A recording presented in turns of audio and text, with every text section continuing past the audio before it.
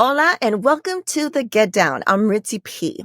In this episode of All Things Butterscotch segment with CEO and Managing Editor of Butterscotch Media, Cleve Mesidor, we'll discuss bipartisanship in crypto. And today's guest is Tiffany J. Smith, co-founder of Blockchain Brain Trust Institute and partner at Wilmer Hale. We'll discuss her history as the next generation lawyer in fintech, and we'll also get into the second annual Blockchain Brain Trust Retreat that's happening at Martha's Vineyard and so much more. So now let's get into all things butterscotch with Cleve Mesidor.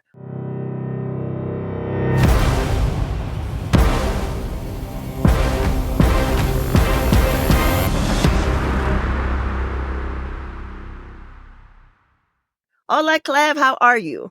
Hola, Ritzy. I am so excited. It's an exciting season. So many things are happening. So in recent hot takes in Choose, you encouraged the crypto industry to keep its eyes on the prize, which you identified as advancing a policy and regulatory framework for blockchain and cryptocurrency that fosters innovation here in America. Tell us more. Well, it's an election year and it's a presidential election year. And as an industry, crypto includes a lot of political affiliations, ideologies, and unfortunately, different political camps have become more vocal than others. But at the end of the day, the place that unifies us, the thing that we all want, the goal that we all share is to advance a policy and a regulatory framework in Washington that fosters innovation here in the US. And that can only be done through bipartisanship. So, yes, root for your favorite candidate, be passionate, but the crypto industry needs to remember that our goal is the regulatory framework. We don't have an industry and we don't have a future until we get Washington to create the rules of the road. Right. So Democrats are headed to the DNC convention with the new candidate, and Trump has selected a VP. So what does this mean for the future of crypto policy? You know what? I think it's a clean slate on both ends, regardless of who occupies the White House come January. I think we're heading into a clean slate, right? We don't know where VP Kamala Harris stands on crypto. It hasn't been an issue she's been involved in. Her focus has been AI. She's been the steward over the White House's AI policy. We know there's a huge intersection between crypto and AI. So I'm confident that her tech policy will focus on this. And we know that Trump makes a lot of promises, which we know are not possible, but he seems enthusiastic around crypto. And we know JD Vance has expressed interest. But at the end of the day, what we need as a crypto industry is substantive guidance. We need clear indications that a leader is going to do the hard work. Washington is not an easy place to advance any policy initiative.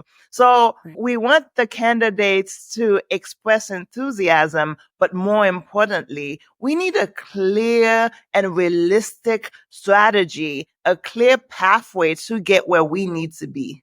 So the Web3 community is very politically charged right now, right? So do you feel, Cleve, that bipartisanship is a possibility? Absolutely. I think the emotions are raw right now. Emotions are high.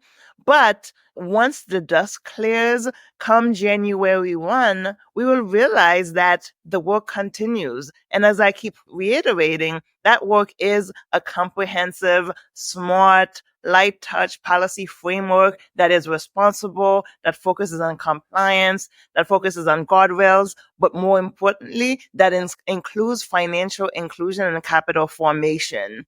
Right now, we're in the throes of it. But I've been working in the Web3 and DeFi space for over 6 years.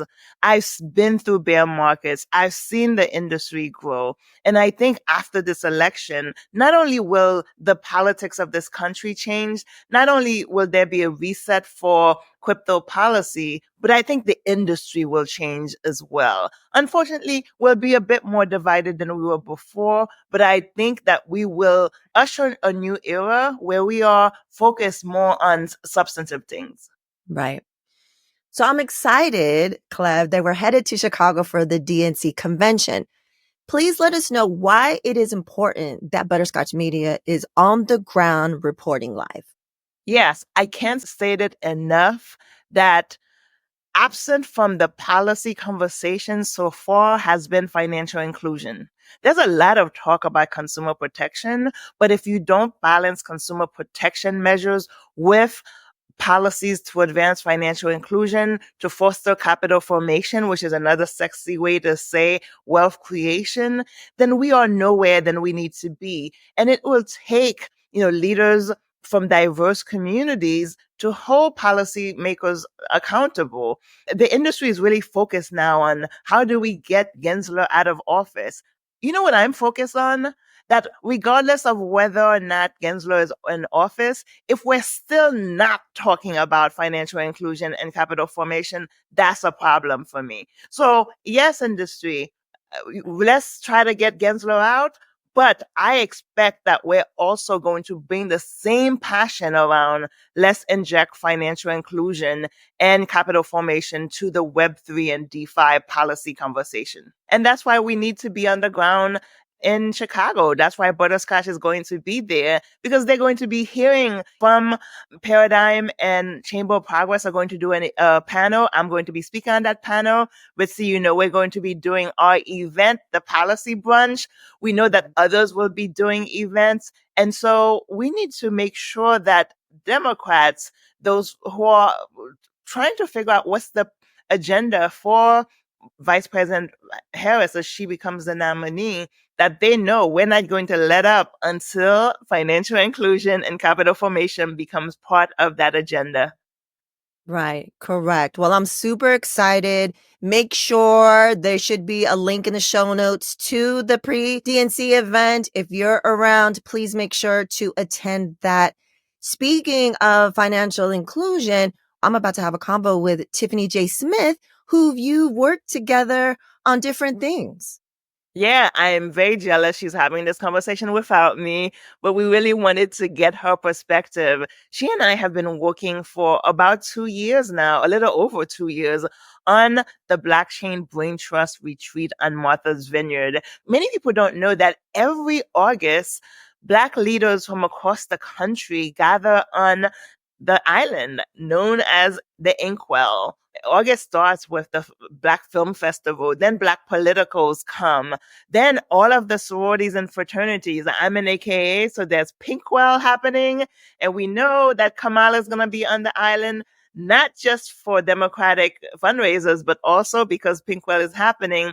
So it's a time of culture and a rich tradition, and Tiffany and I have worked very hard to introduced the first retreat last year, and she's going to talk about what we're planning for this year, next month, come August. Wow. Well, it sounds like you have a very, very busy month, Cleve. Super excited. Thank you so much. And I look forward to our next discussion about all things butterscotch.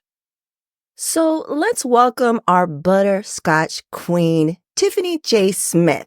She is co-founder of Blockchain Brain Trust Institute and partner at Wilman Hale. She has over a decade of experience advising and representing broker-dealers, financial institutions, and technology companies, including crypto companies, on cutting-edge regulatory and compliance matters. She's also part of the Wall Street Blockchain Association, Women in Crypto, the National Bar Association, the Metropolitan Black Bar Association, and the New York Bar Association, and is on the board of the Legal Aid Society. She was ranked by Chambers FinTech USA 2024 in the area of blockchain and cryptocurrencies, recognized as the next generation lawyer in fintech by the Legal 500 United States, and was featured on the 2023 Crain's New York Business Notable Women in Law list. Welcome, Tiffany. Thank you for being here today. How are you? Thank you so much for having me, and thank you for that rich introduction. I'm doing amazing. How are you doing?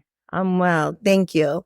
So you're a young attorney, right? And an early Web3 pioneer. So can you tell us about your professional journey? Sure. So before I even came to with the law school, I worked for a broker dealer in securities industry. I was just always interested in the generation of wealth and how it was that certain communities were super wealthy when others were not, right? And so I was interested in finance to figure out like how the stock market worked. Fast forward to when I decided to go to law school, I still had that in the back of my mind. And so when I went to law school, instead of studying to be a litigator or someone who did something that you typically think of a lawyer who goes to court, I instead wanted to advise companies that dealt with securities, the stock market, et cetera. And then once I got into that practice, I started to realize that there was this intersection between these very old rules from 1933 to 1934 and new technologies. Really, this is like fintech, before apps. And I thought those particular questions were the most interesting because in 1933 and 1934, they didn't have this type of technology in mind.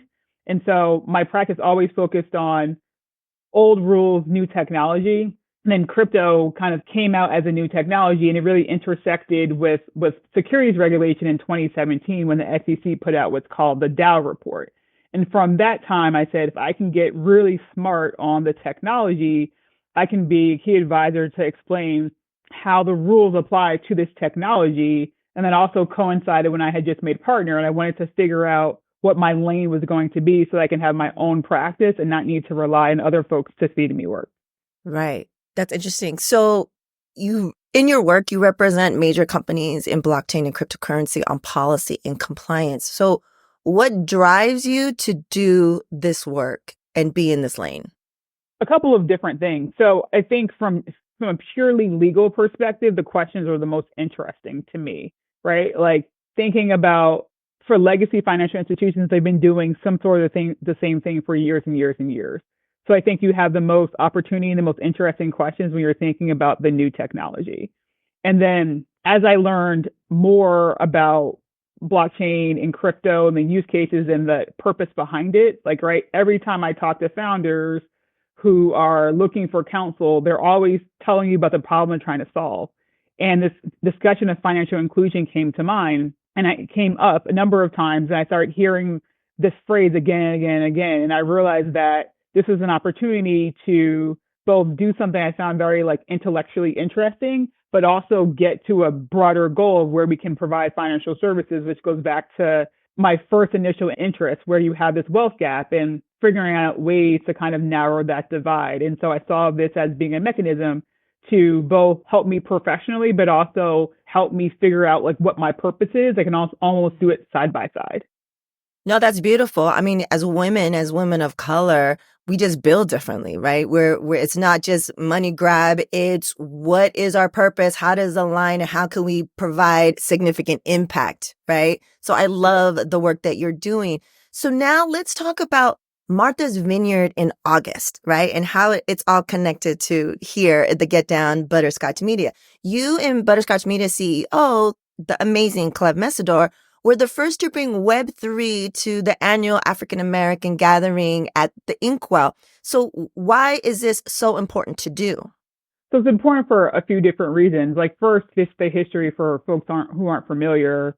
Martha's Vineyard was one of the first destinations, like summertime vacation destinations. And so the history is that a lot of beaches would not allow people of color, Black folks, to vacation there. And so Martha's Vineyard, which is in the north, was like welcoming of that. So there's this tradition of each August, people of color, Black people in particular, are going to Martha's Vineyard to vacation. Then you add on politicians and other political leaders coming there to fundraise. And it's become a place, especially after Obama, became president and has a house there, became a place where you really have this, like, not only just the political gatherings, but also political gatherings for people of color. And during COVID, I bought a house there. I was spending more and more time there. And I saw that there were tons of events besides political ones. There's the political ones, which have been there for years and years and years. But I also saw a change in which you saw a bunch of corporations having events, having mixers. And I said, interesting. Like when I went to my first crypto event post-COVID, it was not diverse whatsoever. Right. And I'm in Martha's Vineyard in August, and it's like super diverse at this point.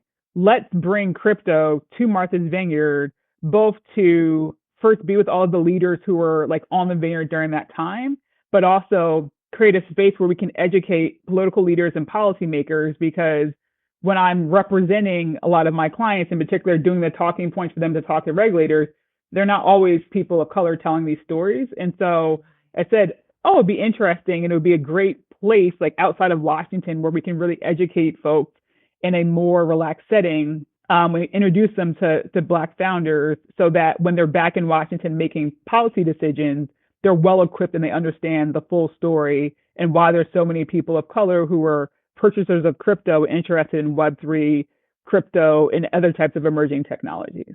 Yeah, I love that. It's you created a relaxed environment so it's more conducive for that bridge building, right? And letting the folks know in a different way, in a different capacity, where I feel, and you can let me know, I feel like it might seep in a little bit, right? There might be a deeper connection so that the movers and shakers and policymakers can, you know, really advocate for us. So can you tell us about the inaugural blockchain brain trust retreat last year and how that went? So last year was our first year. It went amazing. So the way it's structured, we have a policy brunch, which is open to policy leaders and staff, really with that goal of educating folks so that when they go back to their legislative policymaking jobs, legislation and other types of functions, they have the background to make informed decisions. So that's part one, this policy brunch. The other part is a conclave where it's a closed group of senior executives, developers, and crypto, Web3, DeFi, and now AI. And the second part is really just focused on people who are already in the industry, having them know each other, supporting them, empowering them, and also facilitating a world in which they can tell their story to the policy makers, right? And so the policy brunch, our keynote speakers last year were CFTC Commissioner Kristen Johnson, and Lule Demese, who was the former CEO of eToro US. At the time, she was the CEO. And then we had about 50 people, and it was amazing. Like, first, it was amazing just to have like all of these Black leaders in the same space, right? And it's hearing their stories. So many stories I hadn't heard before, right? I've worked in the industry for now, like going on 7 years, but I just didn't know people in their roles, didn't know certain companies that are huge were actually like the initial developed by a person of color and just got sold subsequently, like, right? So I heard all of those stories, and it was just a very empowering time. Like, substantively, I think people got a lot out of it, being able to hear from a regulator outside of DC, being able to interact with the CEO of a major company and her, like, and Lule, that's who I'm referring to, being so generous with her time. This is one of those just amazing experiences where you're like, wow, like, this is something, like, after this, I feel so rich. I feel so ready to tackle the world. So it's really about facilitating that and creating that environment. And everyone I both spoke to who was there had an amazing time. Folks who found out about the event subsequently heard great things about it. They said they wanted to participate, you know, the following year. So it was by far exceeded my expectations. And so that's why we decided to do it again this year and to make it a formal organization so that we can continue to do it each year. Amazing. That must have been so powerful and inspiring to be in that environment and see what you just described. And then for those, Lule, Cleve had an episode here on the Get Down, so you guys can definitely listen to that conversation. So I know this year is building on last year's success. What's the plan for this year's event? Similar structure with the policy brunch and the conclave. Start with the conclave, same structure. Last year we had a half a day. It wasn't enough time, so we're going to have that for a day and a half. So that's point one. The policy brunch is similar to last year, but it's going to be bigger. In addition to Commissioner Johnson and Lule, we also have Representative Kamlager from California. We have Rob Collier, who is an executive and formerly of Rally. Now he's at Coral Labs. And we just confirmed that Nicole Turner-Lee is also able to attend as a keynote. So we have this impressive lineup this year with really the explosion of AI. We're including AI as part of our agenda, as well as digital identity. And more broadly, we want to make sure that we facilitate ourselves as a place where we can talk about any type of emerging technology to make sure it develops in a way that promote financial inclusion. So we're super excited about that. We have the Martha's Vineyard Times, which is the local publication on the island. They're going to come and cover the event. And, it's almost August, so who knows who will drop by. There's a lot of buzz on the island in particular because now with the vice president running for president, she has close ties to the island. She will be on the island at the time of our event. So we want to definitely capture that. And I think especially in the last week or two, crypto has really come to the forefront of the election, right? And so I think, we kind of lined this up in a way that we couldn't have predicted that crypto would be of so much importance for this election. But we're there. We have everything set up. So we hope that a lot of policy makers and other leaders in the space take advantage of the opportunity to come and learn about the technology and meet some founders and other folks who are participating in the technology and in the digital economy.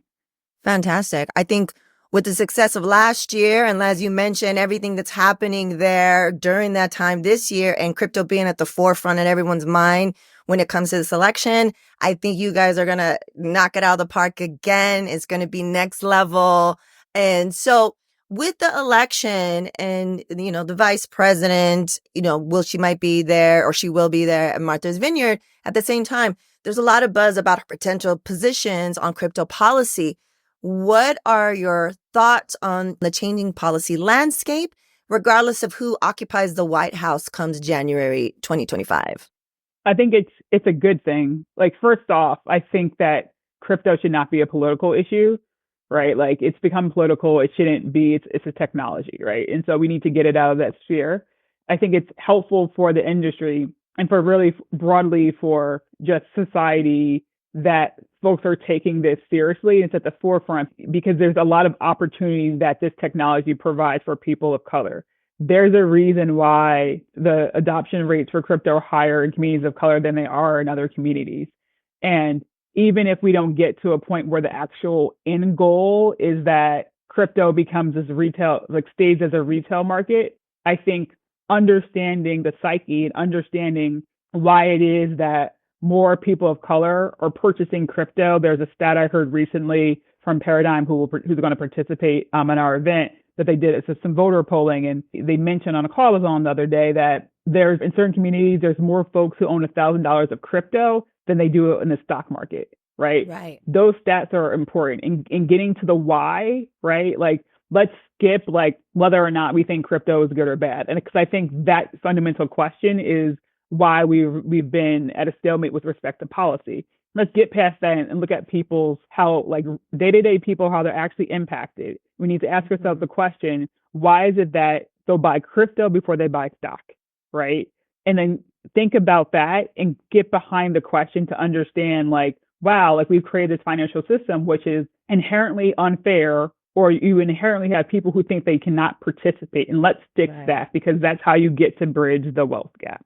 So no matter if you have the Democrats or Republicans talking about it, I think it's a good thing. But I think we do need to move past this political nature because, if you look at the folks who really own crypto, they're people who typically vote Democrat, right? So it shouldn't be that Republicans are leading this. We need to get past all of this and just get to like table stakes of like, this is a technology, this is how it impacts people's daily lives. Let's not make it political and just get to really getting to the goal of financial inclusion and broader access for different types of financial services.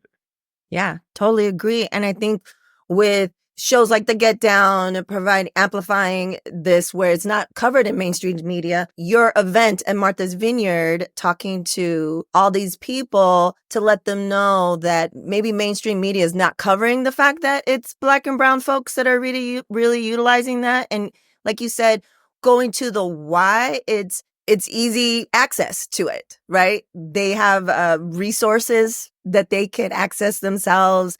There's not this barrier to entry that most people think of with stock market. And I know there's people in our communities that are trying to change that. But, like you said, and as the policy here at Butterscotch Media, it's policy, not politics, especially when it comes to this. So we definitely love that.